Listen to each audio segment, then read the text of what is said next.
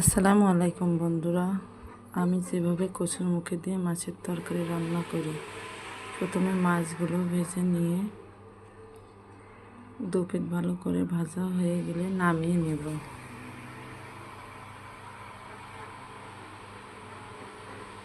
এবার কড়াইয়ের ভিতরে সব রকম মশলা দিয়ে কষিয়ে নিয়ে পানি দিয়ে দিব।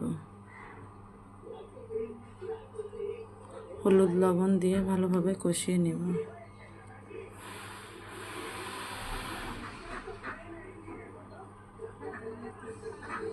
এবার এর ভিতরে কচুর মুখি দিয়ে ভালোভাবে কষিয়ে নিয়ে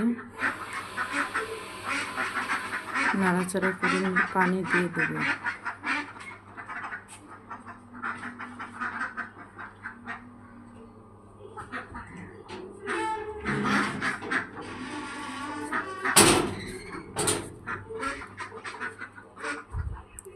পানি দিয়ে এবার একটু ঢেকে দিব।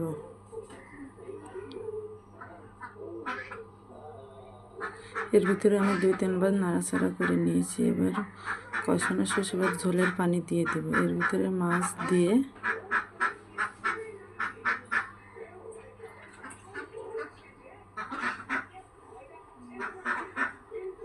মাছ দিয়ে 5 মিনিটের জন্য ঢেকে দিয়ে